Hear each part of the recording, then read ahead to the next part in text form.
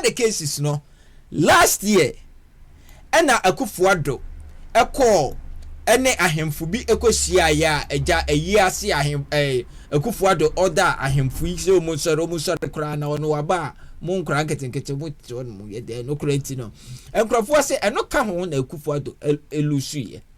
so na John Dramani Mahama atumi so ameki sharp move bia we need to applaud him for that. So otumi call the Thanksgiving a year toyi our shase e free a year voter region no otumi ebo modern e ma ahemfu bi anase nipakuo bi etumi etena ase no a thumbs up but still na ne bekom ni ahwe John Dramani Mahama wone Akufo Addo de no why say Akufo Addo Oma ohene no esore ye ena why say John Dramani Mahama Oma ebinom so etena ase Ghana for we need to dig deep into this matter as well. Na ebiam no so no ye agifo yi me ka se ye from yagi yagi mpo NDC fo ehu asem yi ade sese no omusa akọje songo se salt mining your friend say na ewo honom no enka no company anase dey whatever omu akọ atumi akọ sizi akọ chese enuoma omu akọkọ wiewia na omu atumi asa atutu CCTV cameras ne ade no ade se eno so no eho ensem aba yibedi eho enkomo chese enkomo aba no ya na do adwenkyere ato comment section no asena chese yedi enkomo ede efri honum aha WhatsApp TV message so subscribe ya no subscribe no turn on the notification bell we are no like video no share video no ede amaye o comment no as usual ibedi enkomo comment section honum medase anu ti said ya make no ade se enne no John Dramani Mahama the president of the republic etumi ekopie mu ewo voter region na voter honum na okopie no ade se no ma ekọ ho de na efepa traditions ne culture ne chese utimi se amamere adwuma na chese womu ambebo mpaye womu mbegu nsa ene ade ene womu achese ombeye artistic chese works kakra so ho no omu nyina no omu yema ne efepa ubetumi akọ no akọ full video no wezo on YouTube na chese wotumi enya abotre ahwehwehwem but right now no dey enuoma baako animenu bia course no na mepesi tumi ehwe before see ebekọ no so no o de yenko said the American no songo salt mining ewo honum anase mines ewo honum no ade se NDC fuo bi atumi abo awura songo kire se omu aban na aba yakoni kotie ensem a ekoso ewo honum ne na afi yemedi enkomo emfa ensem foforo enso for bi ebetu share yeso obetu yense na mo say omo aban abaso enu nti no omba baji company no omudia enti omba baji enu nti no nano omoko ye main gate ekochi security men e wohono ejiji won phones efiem ho ena mo amuda afom ena no ra security strong ho CCTV cameras e wo nyina no omotutu ye ena mo two component no so e ka ho we ni ho omo fi ho no ena mo ba ye way bridge be bia ye cast na eba beto nkene ebeto a omukọ we scale no na mura ho so ese CCTV cameras e wo ho nyina omufi ho no ena mo ba ye warehouse ho no ho so omo chichi securities no chichi won phones ena mo we mo esisa ye ties ye oil ye motorbikes pumps water tanks yedi see cars mo amu yi sa nyame nyina edi koye company nankasa pumps odi adwuma no eno mu fa ni nyina koye omo we sa nyame yin so no eye kruma aye dodo na enim dodo na aha ena kroma do bebre no eye adwuma omo ikronum omo yerenum omo ma eye adwuma wa ha ama na dane dadwen ama omo eye adwuma wa ha adentina niema say e was ekoso ba aba but say company no yebe san aka ye ho abom na niema yesi omo asese ni nyina no anaso omo wiawia ni nyina no yebe ka ni nyina abom no yasan aye ni yi Aba Stephanie Mezan, President, Emma Ghana National Chamber of Commerce and Industry. What in some say etuga. The say company cassette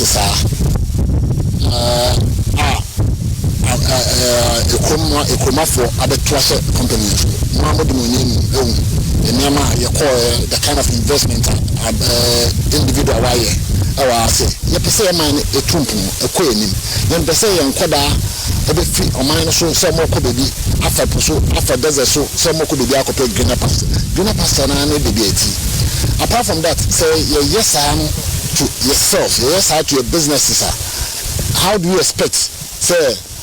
will be Edinisika, a bit famine, and a bit asset companies and businesses, said, they are able, fair. And it's not even the end. It's not the end. It is bigger than this. Group CEO, Magan Group, Urakweku and Promfi, one also Ekasai. The apostle, in fact, I'm Nanya Papa, Nanya Pra, Amobia. And Talamono, you're funnel from, you heard different levels. You're security, you're beefy up. You're internal security, ya sansoni police for akasa omankasa ankasa ba be hu de akoso nyina Thomas wa beefy up omo team na ba no military force aba omo so hu de akoso nti omo so aba e be protecting all three layers no de protected that ho but alone channel involvement ni engagement with the locals also they intensified more grievances behind it whether justified or not ya de omo aba ti ene omo kasa nti ya make sure say you better to know both on the law enforcement and defense and security side, but also on community engagement side also. They are also pepe. Eti said yes. Eti said meka yi no. Adia say NDC fobi and said wote ye no omo atumi abo ewura songo salt company and I say salt mining company ewo hono mo a che Ghana National and I said Ghana National Chamber of Commerce and Industries umu empeni for and etumi akondemo this actor say no efunu no ni no ada ho say sa basa ye ya ekoso no enye wo bia say ye NDC for any supporters bi ye ntra ha se ye beye amanyosem nanso no baabi a ade no eda no se amfa nto a free ene betumi free ato a che se de NDC foi eye nhwe ha ama no akoso ewo omanim no eye ade se wanhwe a dabi honom no ebetumi aha oman no ene ne nkoso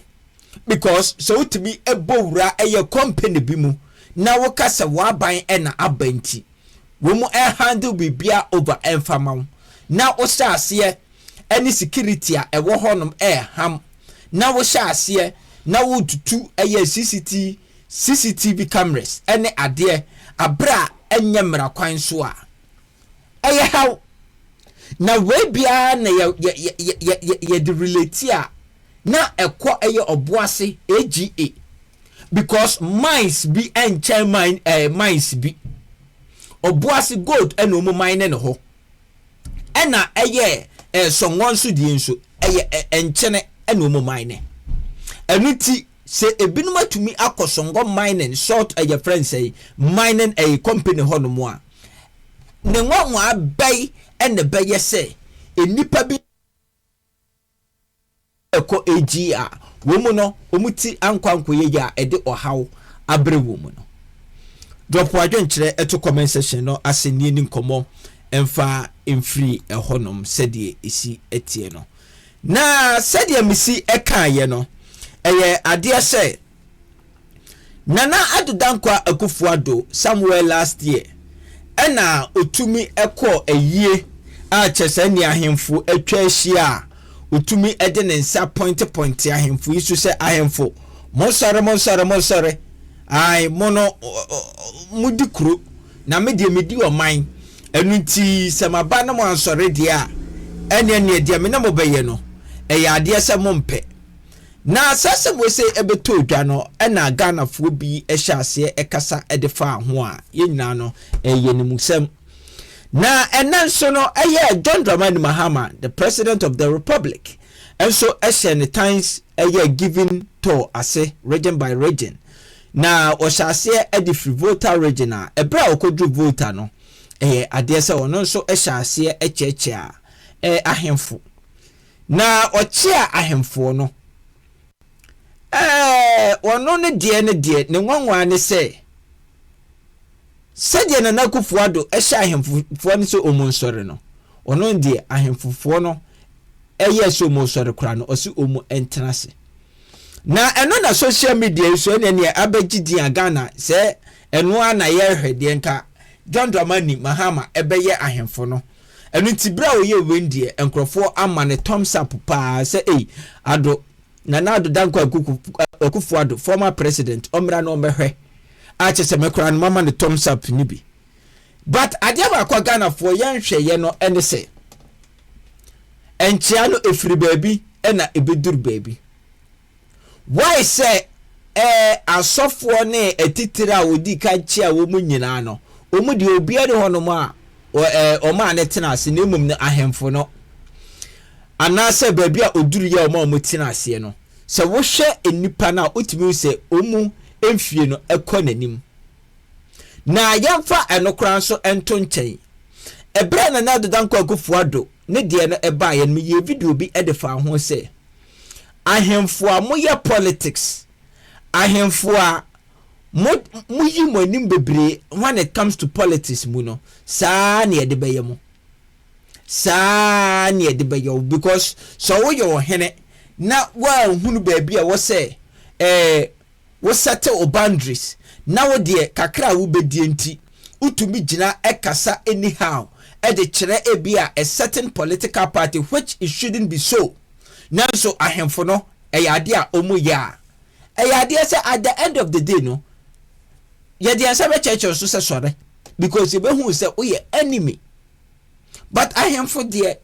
se de nka enim no eni kwa se nka e wo se ekosa akra okay everything no in my opinion mu no me when say Akufo Addo de no ene John Dramani Mahama de differences bia enim because John Dramani Mahama de no ade say oma ebinum esore ye but these people ne de na utimi say omumfie no ewo animu enunti ebuo and respect a ode ema wo mu no esafata thumbs up men condemn very good but see ejina no so ne de condemn Akufo Addo de no ansa ne be condemn Akufo Addo de no de ewosi ehunu ne se ahemfo a Akufo Addo eka mu se omo ensore no say ena no mo political background no esi etie na how visible ena na esi etie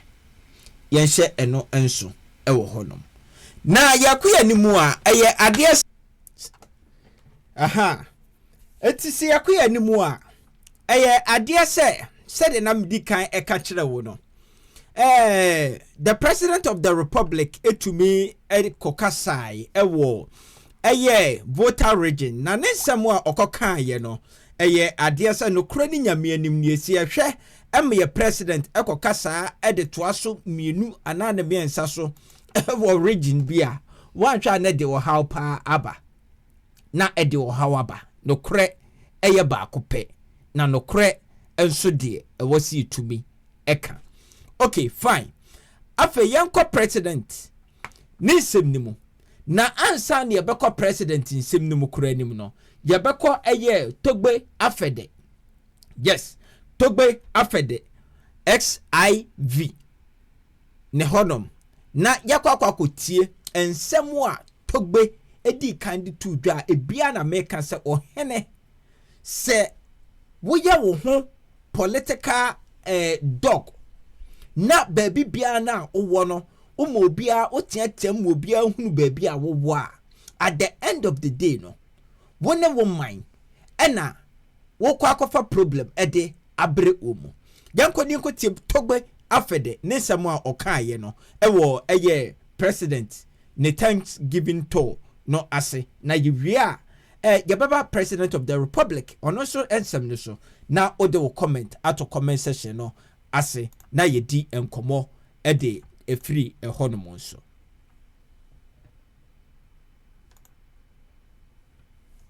Okay.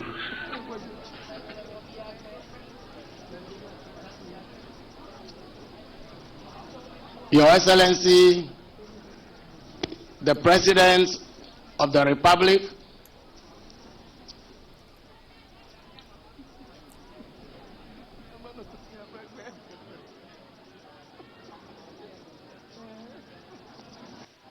it is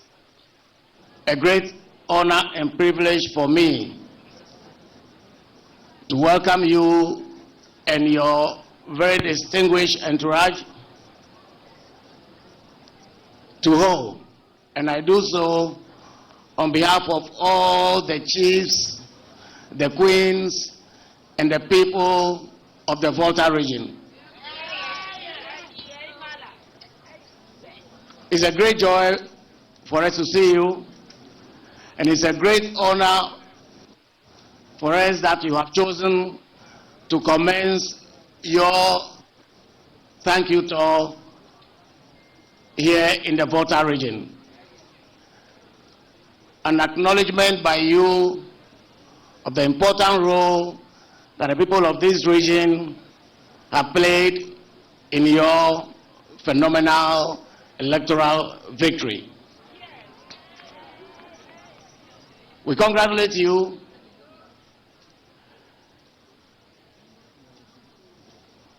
for this phenomenal feat.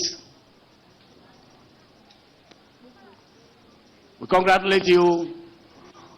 and thank you for bringing so much joy to the people of Ghana. Your victory was not just a victory for the NDC, but it's indeed a national victory. And the fact that the whole nation has been in joyous mood has been evident from the very day your victory was confirmed. And we are particularly proud because of the special relationship between you and our region. I'm happy to see so many happy faces here. And that is also what we see across Accra and elsewhere. Happiness is the desire of every Ghanaian, and indeed every human being. And that is actually the essence of living. And its importance has been acknowledged in our Constitution under the directive principles of state policy. For our young compatriots who are in school,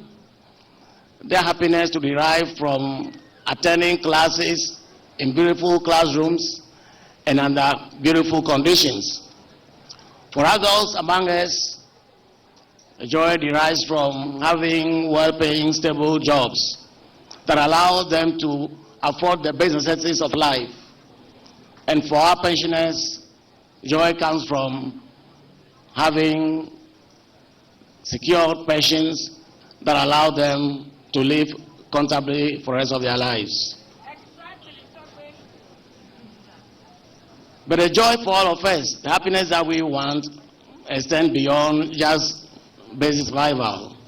We need good roads, and we need everything that will make life comfortable. And as I said already, the emphasis on happiness has been established in our Constitution, which requires that government shall ensure that our economy is managed prudently to ensure the delivery of the basic necessities of life to all Ghanaians, to ensure good living standards and also to ensure the happiness of all. Your Excellency, I believe our country has made significant progress over the years, and we have all lived in great hope of making our nation great until very recently. So, Your Excellency, the hopes of an entire nation rest so much on your shoulders. As I've said, we've been making progress until recently, until we came under a brand of democracy that was defined as property-owning democracy.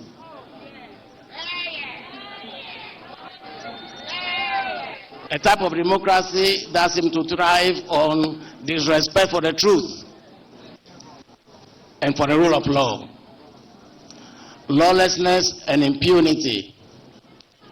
injustice and inequality. Justice no longer has been available to all.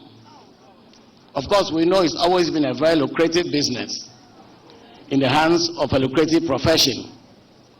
But we know that recently our justice system has become bastardized to facilitate the interests of a few.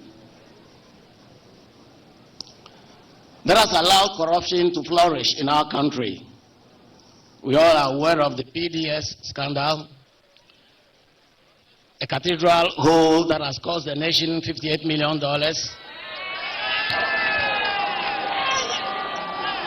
We are aware of the Ameri scandal. We are aware of the ambulance purchases that include stocks of spare parts. We also are aware of the hurriedly implemented DRIP program. It is said the American so what here a Togbe Afede, Nesamo walking ya. Also, we move every the track and so call politics in Muankasa, which it shouldn't be so. Because, sir, if you are aware of young fan say National Cathedral, you are aware of any scam, and I say, and no maybe a what say, oh, MPP for no was one, Uncle Suya, it is not in your part, and I say in your hands to say it publicly. Because aside everything, no, Sir John Dramani Mahama, one eyev Togbe Afede, omu every jumadi asia. At least umbe to me I have a public meeting. A public meeting no you Togbe Afede when the president of the republic and the assembly to say no ube to me aka and no they a private. But say utumi ejina now will remind it and now say wo catch the president of the republic say National Cathedral hon sensem any ambulance bi hon sensem any sika bi a Bank of Ghana etwaye edema any ada enoma bi a yahunu se anasa yate se yehunu ye yate se MPP for no ama no ankoso tote ewo omanim no utia publicly no aka ne say no enye fair Togbe Afede me pacho sa de we mema ni nsibio mema sa de we ensibio because we say no any duty of a king. Ena adie ya obobosu no eye politicians ya NDC fo ya John Dramani Mahama ena ye head of them. Wono anase omu ena did this allegations about out, including Ora. Enti omu nimde omu eye dada enti se president aba for Thanksgiving tour enya adia president ni nim dada no ena wo betwe president adwene ede akoti so nemum adia anka opesa president no eye maw no ena wo take this opportunity ni waka ede a president no eno ena ye the duty of a king. But so wo be say ya in a way no et say ebia kotre etada ho na obi etobo abokotere no kotere ne se de wotobo abono no ne ho nya nahi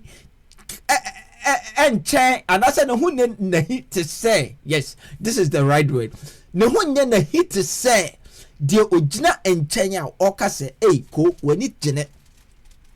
ebia wo wasam kura na wo ka no enya yemfa ne se yemfa ne se ebia at the end of the day no na NDC fo be kwa akotwehwem kura no na obia emokro no eye here say omuni proper grounds bia as far as say asem no omumfa obia enko court ema court emungu omu so say asem na yatete no eye no kore no sa asem we say to me eye bogus for now enunti eni kwansa wo hene no what the issue na oka ho asem so at the end of the day so omu de court ni e ka say oh MPP for no eno aba na amote ye no ni nyina no omu di ho bema wo hene no edai ena wo beye na wadi kan so ho akobua ade bia at the end of the day no mempese me use harsh words but nana mesrew Togbe Afede nana mesrew so for makonkyere ya ebetumi aboa yantoa Togbe nensem no enso eso that aim at converting our assemblies into road contractors.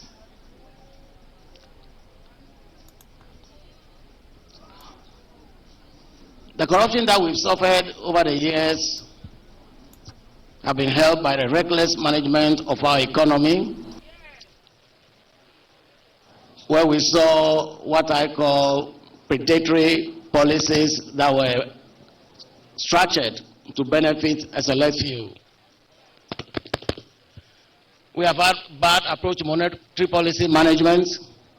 that saw the reckless printing of currency. And we are seeing the Bank of Ghana completing head office building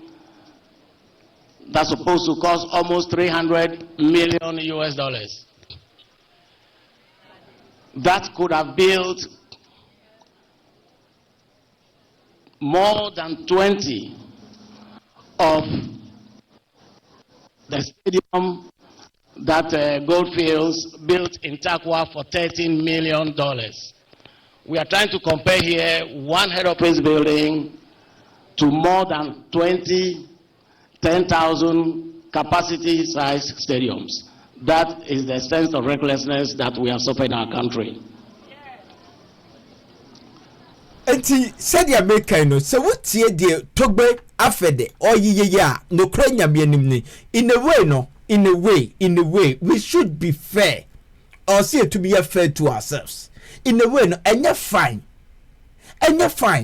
because what did this whole list and I will analyze it at the end of the day no the beko near ka say oh Bank of Ghana sika na Akufo Addo according to NDC for no utwa edema eye Akufo Addo no eye ade say oh ne kwan so ano no onifo a ede be pa no hini obeka sure ho ye ka say NDC eye voter region eye NDC stronghold no doesn't mean say through support in the public especially when you becomes a king and I say as a king, as Togbe Afede. And you can so to be bought publicly. And at least, Jumedia na motiasieno. Jumedia, and ya NDC for kwana woho. And ya NDC for kwana eshamo. And at the end of the day, no, now ya won kotere. And I say at the end of the day, no, kotere sem no kanye no, na ebi. Okwa ye de ogina de wotobo abo kotere no enchen no se wo de woni gine NDC fo ni mu nyina etinya wo Togbe Afede Togbe Afede wona aka kire NDC fo so omu nkwati ora omu ni mu nyina dada ana omu ati omu ora eti adentina ma ora enye de o se ora eye now one channel the government and I say the president of the republic na jene emma impuntunduma uhia so no one forget the past ya him free bi no makakakra This was also helped by a bastardization of our institutions, so our democratic institutions could no longer work to protect the interests of the masses of our people. A few have exploited our democracy for their personal gain. They've converted it into an enterprise that benefits them. There are people who are consumed by privilege and who will respect every decision only to the extent that it benefits them. So, Your Excellency,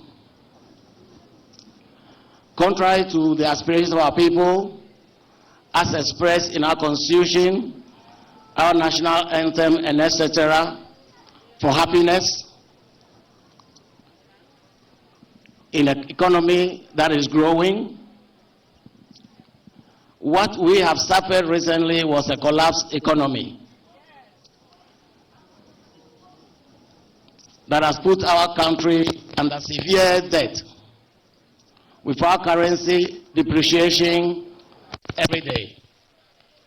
inflation skyrocketing,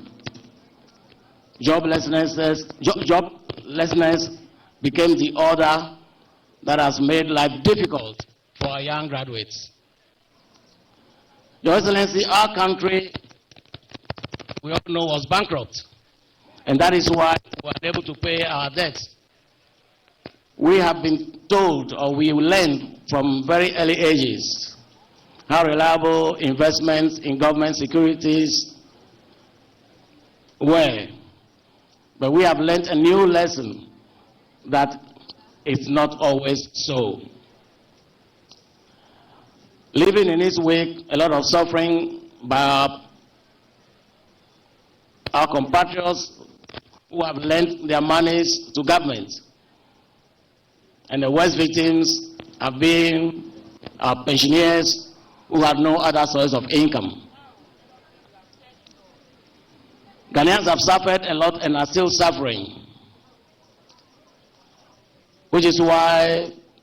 there's so much desperation among Ghanaians to travel abroad. And survey has shown that majority of Ghanaians, given the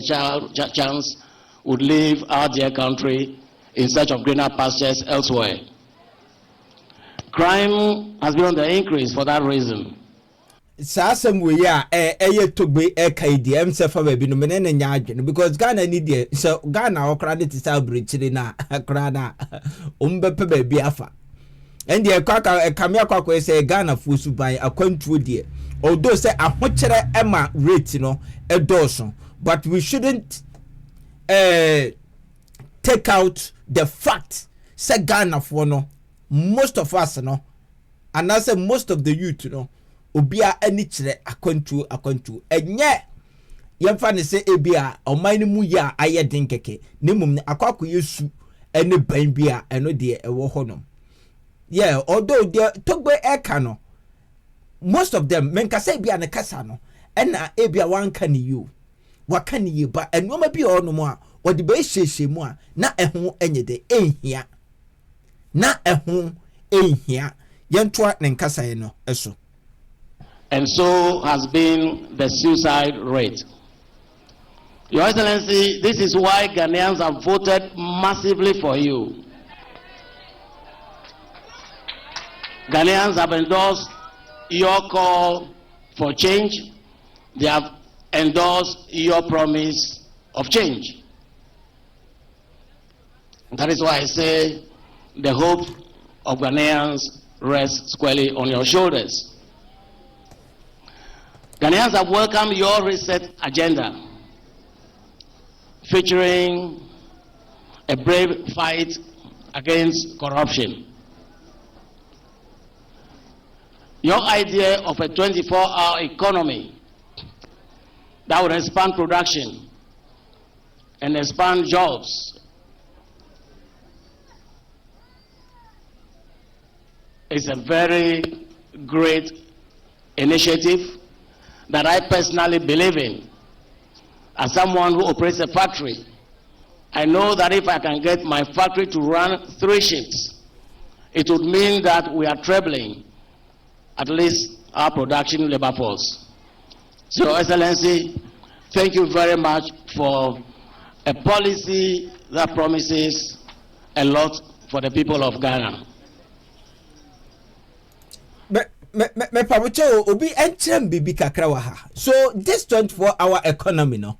is it a private sector thing or a government sector thing? Say ebia adwuma bia government no ebe bie ena ebema no aya 24-hour economy ama no arane ama oman no should in case say ye fan sa because the Togbe trade ono kire say ono so erane factory na 24-hour economy no ebi beka ne say government ne disika ebe hyemu ama no anase awose because we ye private sector na say opese we ye 24 no kra di sha opese we ye 72-hour economy kra na you can do it enuti Togbe ono private sector according to the working no say obi a ono so erane yemfa say industry and say a company now all trying 24-hour economy and nuti na mami busa say 24-hour economy no is it a private thing and say a government thing be pacho mo muni huni de no mo fa ento comment section no ase na yensua ade kakra ba yanku achi kakra na yentie asemo a Togbe eka ye no eji for you. Ghanaians have endorsed your call for change. They have endorsed your promise of change. That is why I say the hope of Ghanaians rests squarely on your shoulders. Ghanaians have welcomed your reset agenda, featuring a brave fight against corruption. Your idea of a 24-hour economy that would expand production and expand jobs is a very great initiative that I personally believe in. As someone who operates a factory, I know that if I can get my factory to run 3 shifts, it would mean that we are trebling at least our production labor force. So, Your Excellency, thank you very much for a policy that promises a lot for the people of Ghana. And here no again no see Togbe,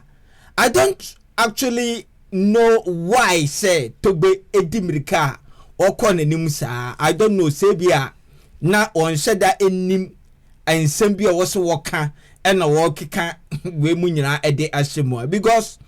all these things you know are promises so can fail. Sa oti dem eti eni kwan senka wo say Togbe Afede what didn't some no echo wura John Dramani Mahama ne NDC for boshe and in the homo person p nemum no akosan could take this opportunity no can the here mum that's what advice kakrebia what they are twaso but e kamia kwese wa fa NDC manifesto ni nyina ena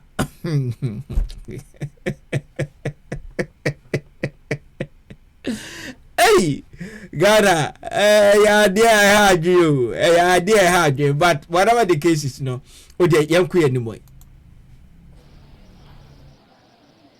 I had a call from a friend yesterday. He called from the United States. He was aware of how anxious we were to see change. And then he asked me, Togbe, how is your new government doing? I was so proud to say, so far, so good.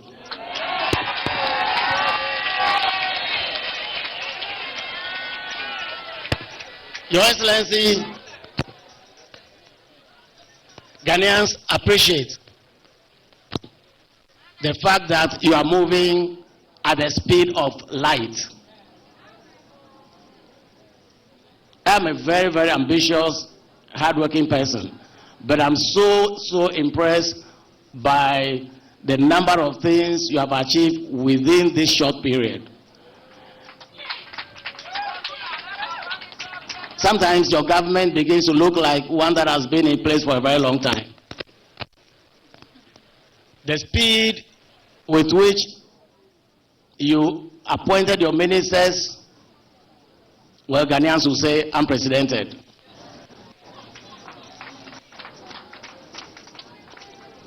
And you fulfilled your promise of limiting the size of your government.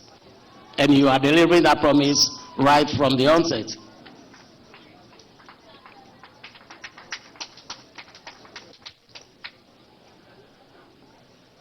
Oral.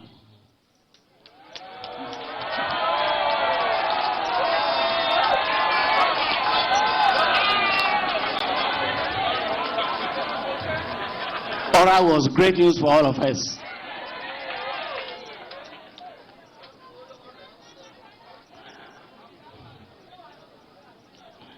It's bad enough to suffer, but it's worse to know that you are suffering because a few people think they deserve all that the state has to offer and get themselves involved in a desperate scramble for our limited resources and our property owning democracy. We support all your intentions, all your plans to retrieve everything that was lost. Funds that were stolen, lands that were stolen, buildings and etc. Your Excellency, you have our fullest support. And we are particularly excited by the fact that you desire to make it unattractive for anybody to embark on that road. And that is why you have warned your own appointees to look elsewhere if they intend to make money. It's our hope that they will respect this prescription of yours. And indeed, you've actually asked your appointees to declare their assets, and that's also very heartwarming. I'm also impressed about the speed with which you quickly constituted your constitutional review committee. I've always said it that our constitution has outlived its usefulness. It is partly the reason why impunity has thrived, by the reason why people take national assets without any fear of retribution.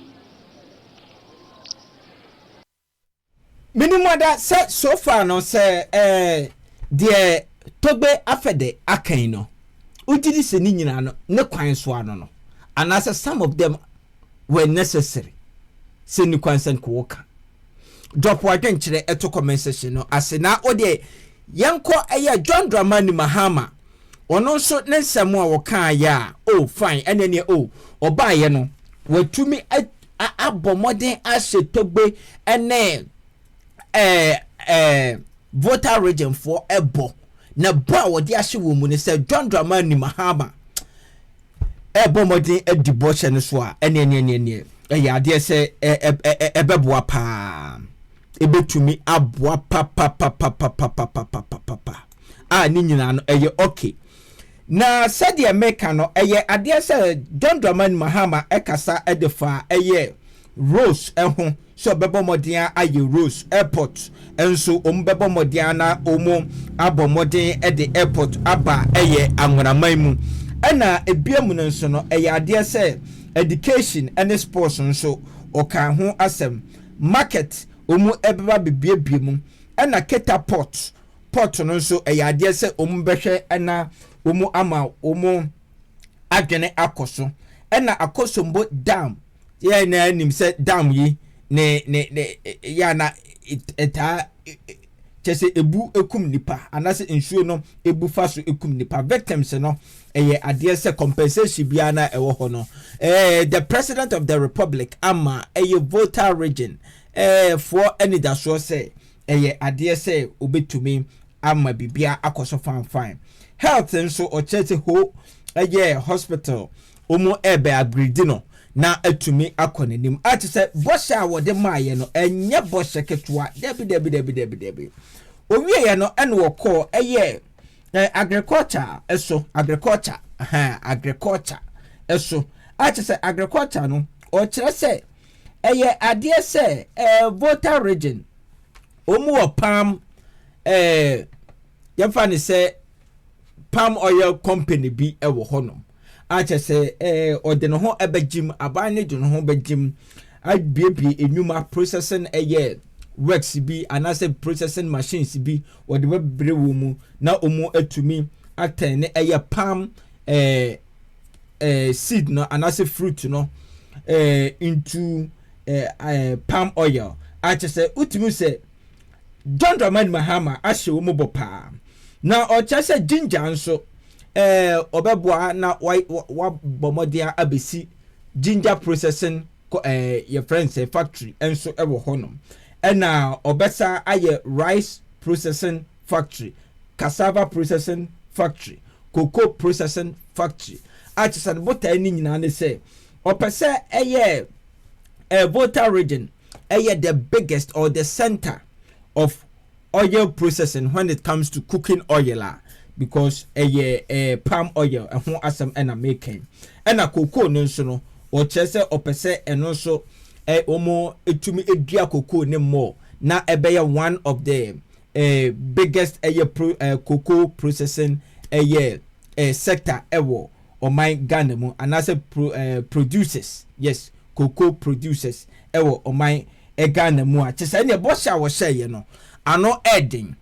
mabubo we say so because me pese me boss specific place bi okaye president speech the maye no na very very nice but I pray say nia me ba be kind no president say na so tia on hye nso na wanyenye sa ade no because omanya sabi akwaya tribes ene ade omanya equality enimu enu ntiri so wo kan biribi na ochina bi no wan kan ni ya wan hwa ada region no ono so ebefa ne ho adwen obefa ne ho adwen yenko na de yenko tie president ne samu a meka se okan yi na afi no yemra na mentwo adwen ensi so na yeni ho enkomo ekakra status of this project. We will also ensure that victims of the Akosombo Dams village are adequately compensated and that measures are taken to prevent such disasters in the future. We all know that we are in a period of economic crisis and fiscal room for massive infrastructural development is very limited. However, we intend to use innovative means of financing, including the use of SPVs, those are special purpose vehicles, BOTs, build, operate and transfer schemes, escrows and debt service accounts to achieve our priority infrastructure investments and programs, especially as contained in our manifesto promise, the Big Push. The Ghana Infrastructure Investment Fund, which I created, will lead this project in collaboration with the Ministry of Finance. Volta region is not a mineral resource rich region, but that is also a blessing in disguise. Volta region probably has some of the most unspoiled natural vegetation in the country, unlike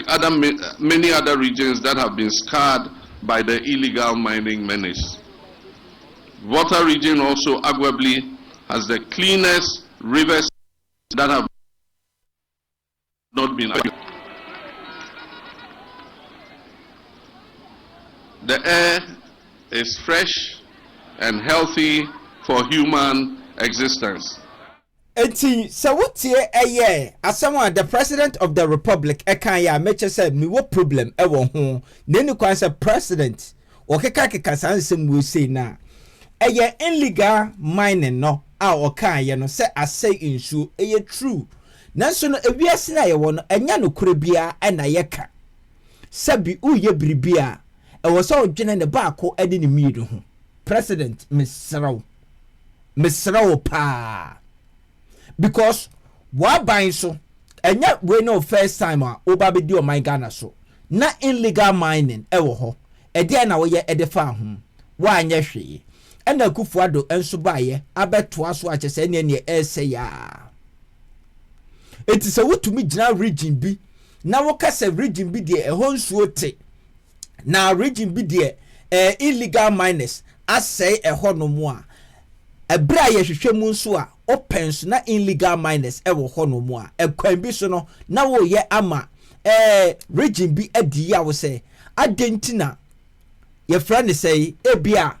wama ekwan ama enuoma etesa ekoso because wo president no wo wonsam say illegal mining bi ekoso a ubetu eho anamo na watu esosa enu ti se wo hwe ema ne course na akogya region fufuro bi na wo de boss a region no akutia wan hwe free ho kono ye ka asem bi se baako anitia agro begu de womu ane se other regions no so beka se omunsu ensuo ebete enu ti omu de mra ebe hye omunsem because say president of the republic antumi a moban ama illegal miners nyai na ade no ekoso na wugina baabi sa de twampo ade wugina baabi ade twampo the other party no another other region no ebetumi agina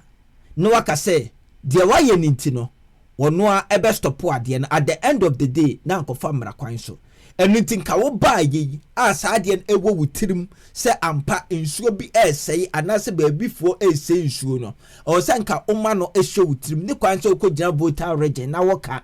ma obi edi yawo na mum o se nka o de hye action mu ebranka wo mie wano na wonka sa asem no kra president John Dramani Mahama papa ya wachi si e korretew yanka de enye entimesraw se wo mo twere wo script no se wanso na wo twere a mesraw a pe obi maninkin kan mu yie se nye sanso a wo mo twere no me pachaw o mu twere wie a ansa na obeba beka no me pachaw eya bomodia na ekenkan ne mprenu ene ne mprensa so ne ti ase anya saa obema entity mu aba oman no emu obema entity mu aba oman no emu because I was not even expecting say odi oman you be by comparison your friends a region be by comparison a region be it doesn't make sense in that way misraw se mensam na anu odi a president misraw but me ni sam fro bia metum dia shy hon me pacho and bia mu no so no so wutie the president of the republic nin sam o kan ya was it voter region for ever fresh air it is good for humans atem didie be ni pani enti omo other regions na omo home no eno no yanka de se bi saa emframa no eyema moa anase dey na empo region be kura ho asem na president epese ye ni ekochiri yempese be kire nsemu president we ene ensemu a ye hunu ya ye say o kasa ne de na ye nanso se baabi na opese odi dwobia bi ebe hyehyem na nkrofo sera me pacho nya baabi a na de no ma bi edi agoro so you need to be careful, very very careful one misraw na che say ensemu a president of the republic echo a voter region or they echo to edwa eno no also betumi de wadwenkyere ato comment section no asene edi nkomo e de afri honom the president kai uhu ni say eye okay ana say enye ni nyina ene ye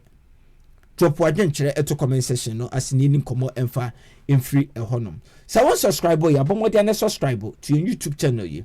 said we are no turn on the notification bell yes said be ya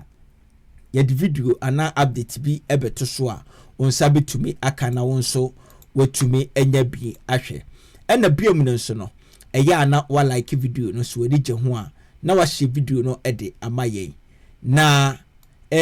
wa be part of WhatsApp TV naja wa be ka abusua no enso eho baby a wo hwe ye afri no baby a wo comment afri no so ma ye hu na eno so ebetumi aboa na ebeye de pa na se beye WhatsApp TV management team no ebeye yende pa na chese aha ena emre bema kwan ama yede ene dwumadie no asi awurade ya adom na enkwa ene ahoden ejinamu a eye de ne ayebesa ahia ne abedi e ho nkomo ba until then no dear macau